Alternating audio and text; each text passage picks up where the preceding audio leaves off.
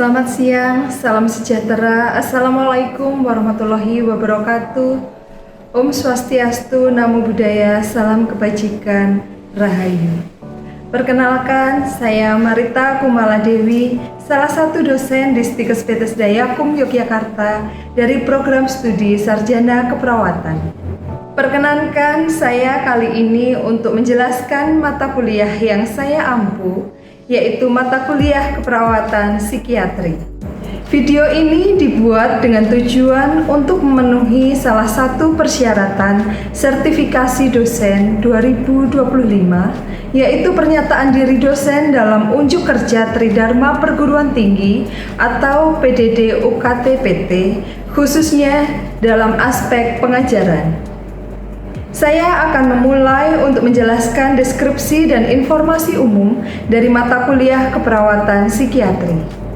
Mata kuliah keperawatan psikiatri adalah mata kuliah wajib bagi mahasiswa semester 5 pada program studi Sarjana Keperawatan Stikes Bethesda Yakum Yogyakarta.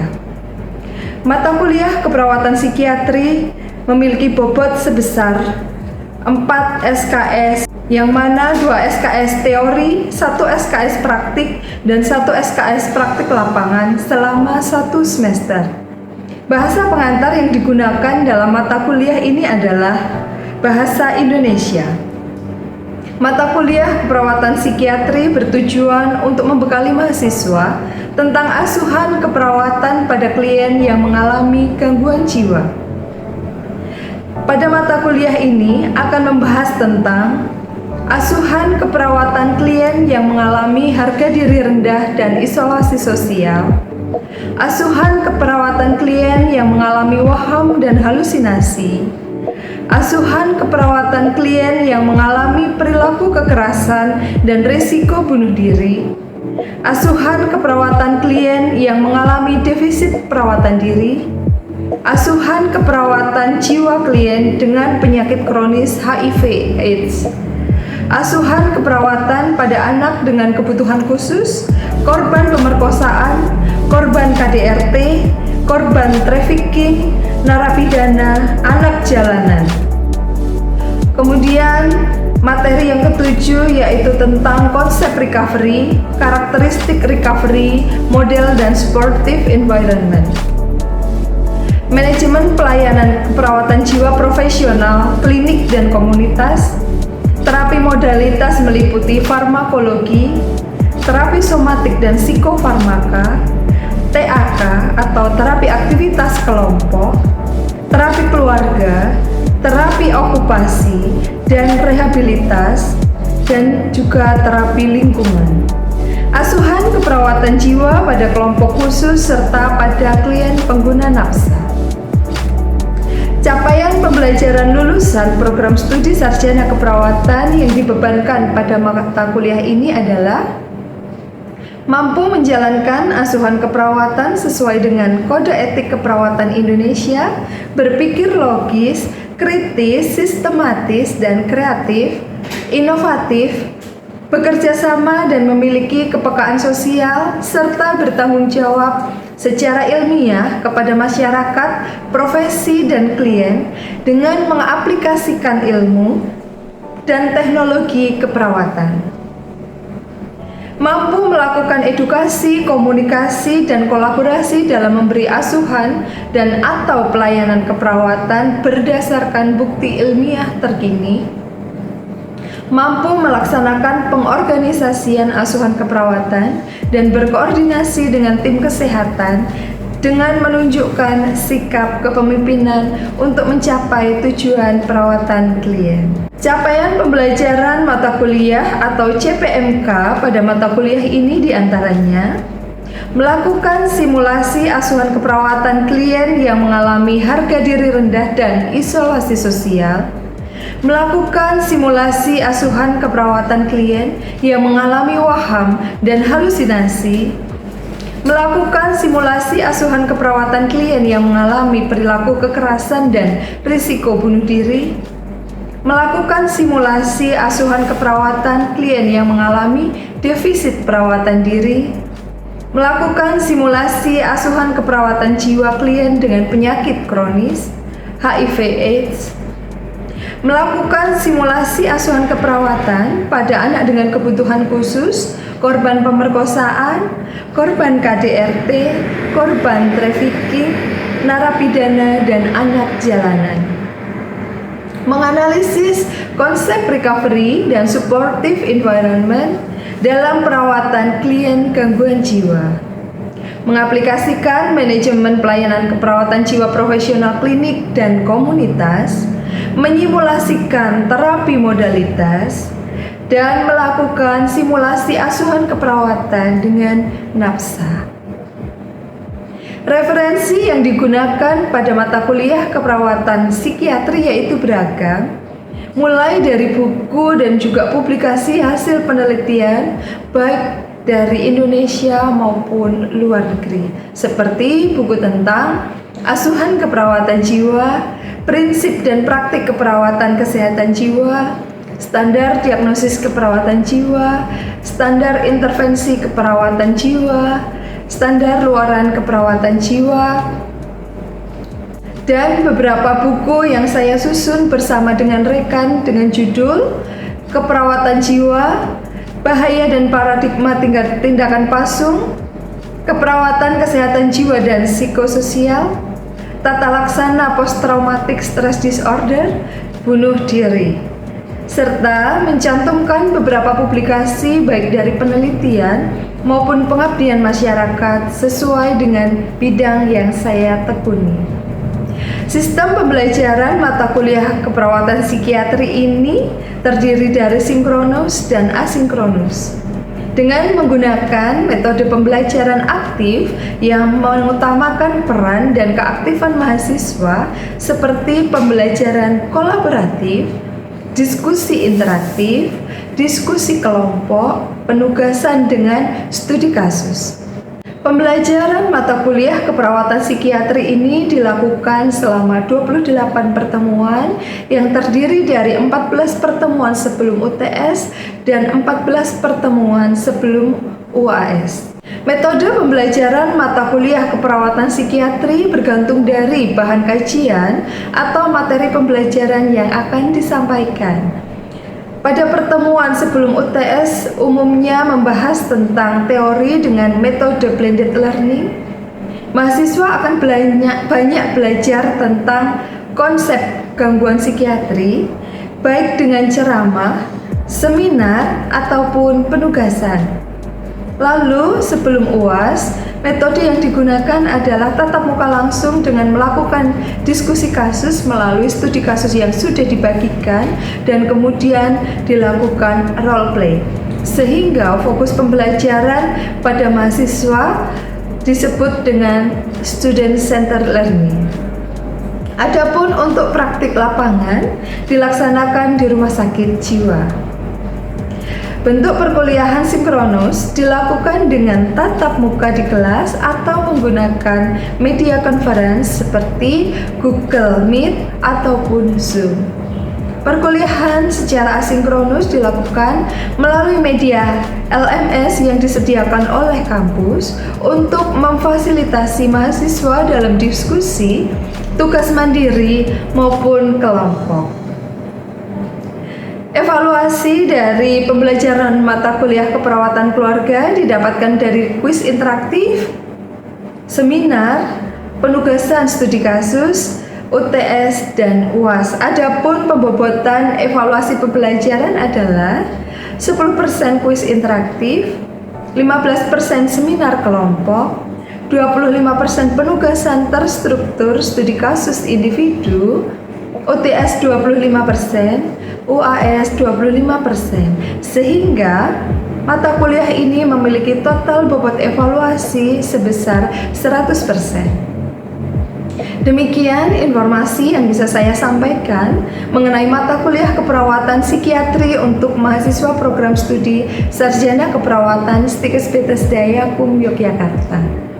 Berikutnya merupakan cuplikan dari proses pembelajaran yang dilakukan secara sinkronus tatap muka di ruang kelas. Selamat menyaksikan. Baik, selamat siang teman-teman. Siang. Oke, ini sudah siang begitu ya, semangatnya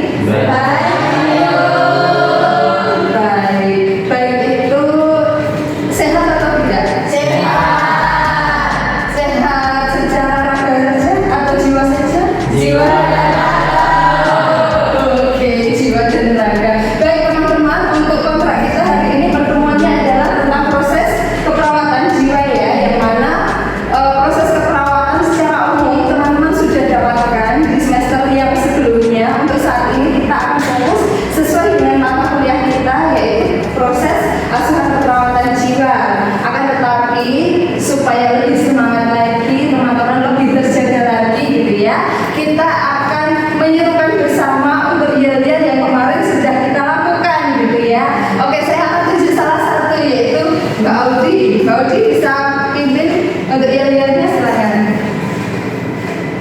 Teman-teman sudah hafal ya? Sudah mulai saja. Sehat secara jiwa? Sekali lagi? Sekali lagi? Sekali lagi?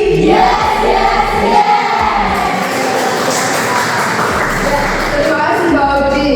Teman-teman masih ingat proses keperawatan secara umum itu tahapannya ada apa saja?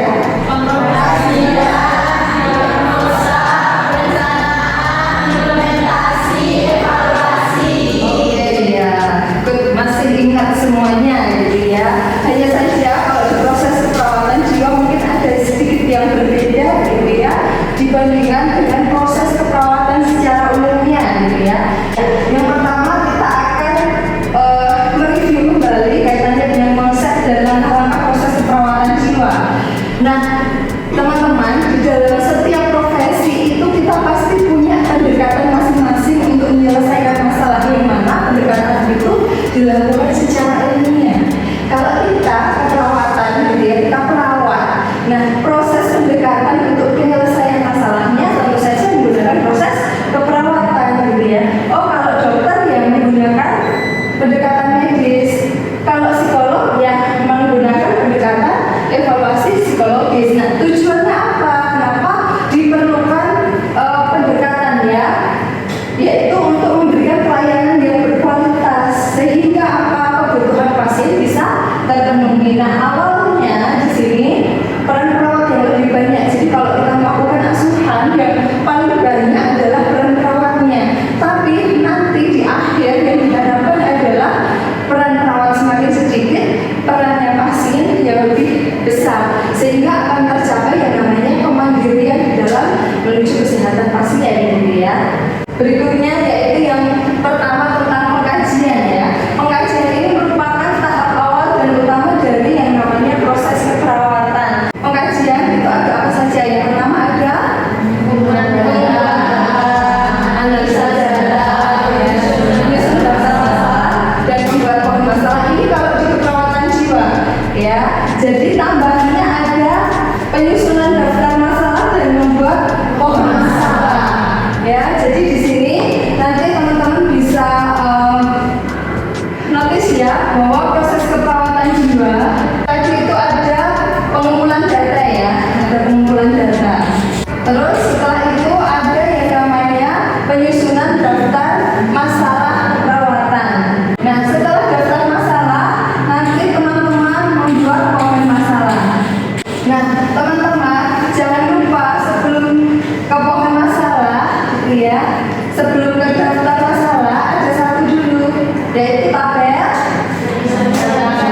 Jadi di sini ada analisa data.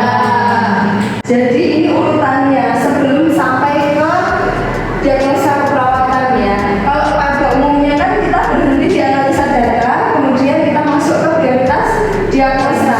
Akan tetapi kalau di keperawatan jiwa setelah ketemu tabel analisa data, nanti kita susun dulu daftar masalahnya. Kalau sudah ketemu daftar masalahnya, kemudian kita gambarkan pohon masalahnya gitu ya.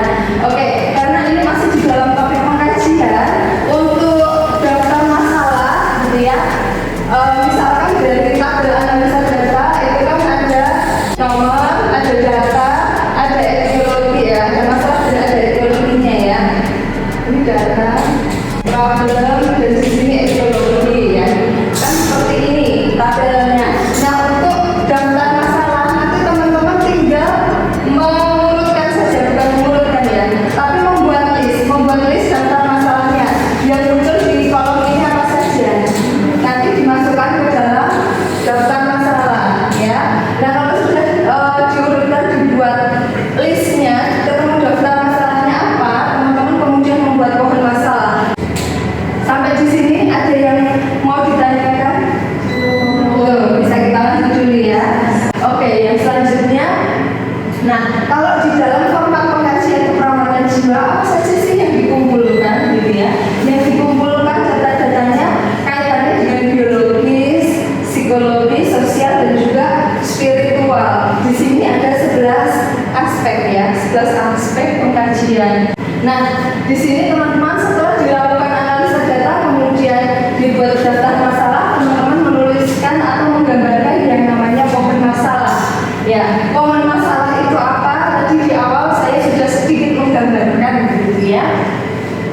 ini beberapa masalah gitu ya yang digambarkan menjadi sebuah pohon gitu ya. Jadi problem tree, kausanya apa, kemudian nanti muncul core problem, kemudian efeknya apa atau akibatnya apa. Nah, masalah utama itu apa? Ini merupakan prioritas masalah dari klien ya. Kemudian ini berkaitan erat dengan alasan masuk atau keluhan utama ya teman-teman. Biasanya antara masuk di IGD, kalau masuk di IGD itu kan biasanya penyebabnya adalah riwayat sebelumnya. Kenapa kok dibawa ke IGD? Kalau ternyata sekarang itu teman-teman mengkaji, posisinya mengkaji pasiennya itu sudah berada di ruangan, otomatis data yang berada di ruangan itu tidak selalu sama dengan yang ada di IGD gitu ya. Bisa saja berbeda, bisa saja berubah, itu fluktuatif gitu ya. Kita lanjutkan dulu. Nah, ini ada contoh. Seorang klien dibawa ke rumah sakit dengan alasan utama klien marah, memukul dan mengancam lingkungan. Hal ini terjadi setelah klien dibina dan dipermalukan oleh kakaknya. Datanya marah, berarti masalah perawatannya apa? Perilaku kekerasan. Ya, perilaku kekerasan ya. Oke, ini contoh pembahasannya seperti ini ya teman-teman. Jadi problemnya tadi itu adalah perilaku kekerasan. Karena pasien dibawa ke rumah sakit jiwa dalam kondisi marah-marah gitu ya. Kemudian penyebabnya adalah KDR tadi dipermalukan, dihina, dia merasa tidak percaya diri, merasa tidak berguna gitu ya. Kemudian efeknya adalah risiko membahayakan orang lain.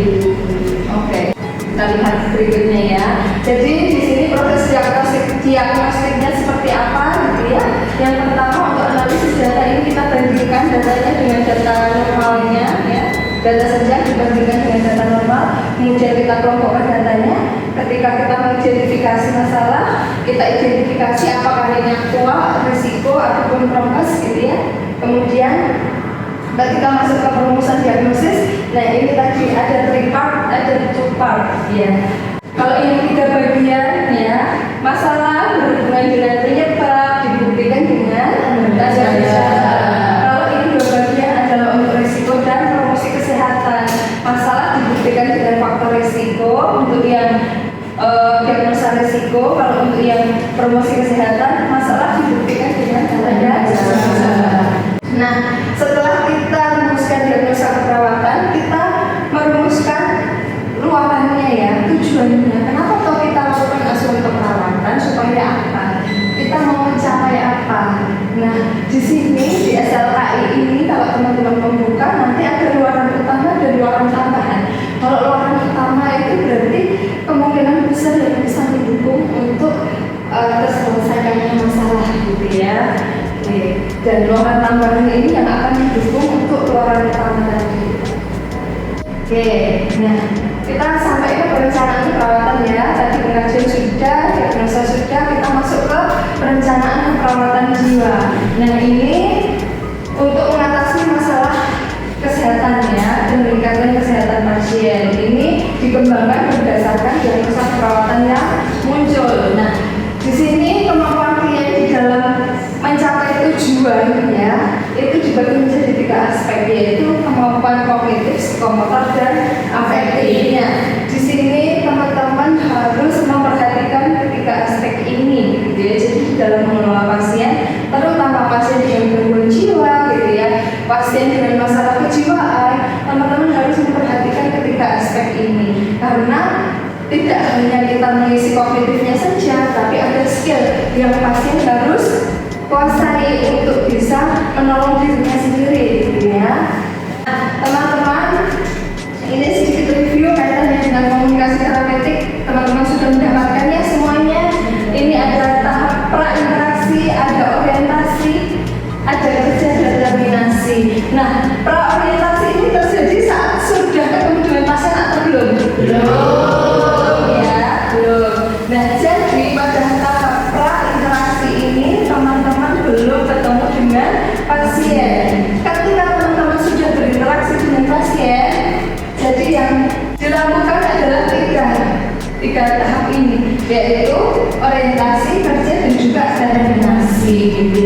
Orientasi ada salam, perkenalan, evaluasi, validasi, kemudian melakukan kontra gitu ya, waktu, tempat, topik gitu ya. Kemudian setelah itu kita baru masuk ke fase kerja. Sebelum fase kerja berakhir, jangan lupa pasien diajarkan untuk menuliskan jadwal kegiatan harian. Kita berikan reinforcement, setelah itu baru kita masuk ke evaluasi. Ada evaluasi, baik evaluasi perasaannya, kemudian kita juga minta pasiennya untuk mengulangi gitu ya, mengulangi itu tidak hanya ke skillnya, akan tetapi kognitifnya juga kita gali kembali gitu ya. Apakah pasien ini benar-benar sudah tahu gitu ya yang tadi kita ajarkan itu apa. Jadi di dalam terapi individu teman-teman, ini prosesnya. Dan determinasi tidak hanya ada evaluasi, akan tetapi setelah kita evaluasi, kita simpulkan kegiatannya, kemudian kita berikan rencana tindak lanjut. Setelah rencana tindak lanjut, kita kontrak pertemuan berikutnya. Kalau masih ada pertemuan, kalau sudah tidak ada, atau misalkan pasiennya sudah boleh pulang, berarti terminasinya adalah terminasi akhir gitu ya. Oke, good. Teman-teman masih ingat semua kaitannya dengan tahapan komunikasi terapeutik gitu ya. Harapannya ini nanti teman-teman akan lebih lancar ketika langsung mempraktikkan gitu ya. Akan tetapi untuk pertemuan berikutnya ya, bagaimana kita akan mensimulasikan asuhan keperawatan, kemudian kita akan belajar tentang format pengajian sampai kepada role play terapi individu gitu ya. Jadi saya khusus untuk teman-teman di sini, saya sudah punya daftar masalah keperawatan. Jadi untuk menilai sampai mana sih, sejauh mana sih pemahaman teman-teman tentang pohon masalah sampai ke memprioritaskan diagnosa keperawatan, sehingga nanti teman-teman bisa dituliskan di kertas ini gitu ya. Di sini sudah ada daftar masalahnya.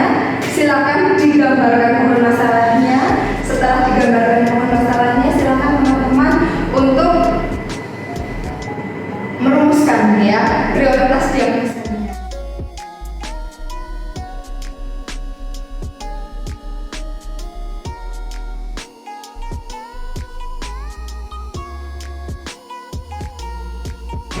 Bukan ya? Ya sepertinya kok sudah selesai semua begitu ya. Karena memang masalahnya juga tidak banyak ya yang saya tuliskan di situ. Cukup mudah, tapi mungkin nanti ketika teman-teman praktik di rumah sakit jiwa akan menemukan banyak masalah dari satu pasien, sehingga ketika teman-teman gambarkan di dalam pohon masalah itu nanti cabang dan motifnya akan banyak gitu ya. Oke, boleh dikumpulkan terlebih dahulu? Ya, baik teman-teman, ini akan saya bawa dulu, nanti saya akan koreksi terlebih dahulu. Hasilnya di pertemuan berikutnya akan saya sampaikan ke teman-teman semua ya. Jadi untuk pertemuan kita hari ini sudah cukup, kita akan lanjut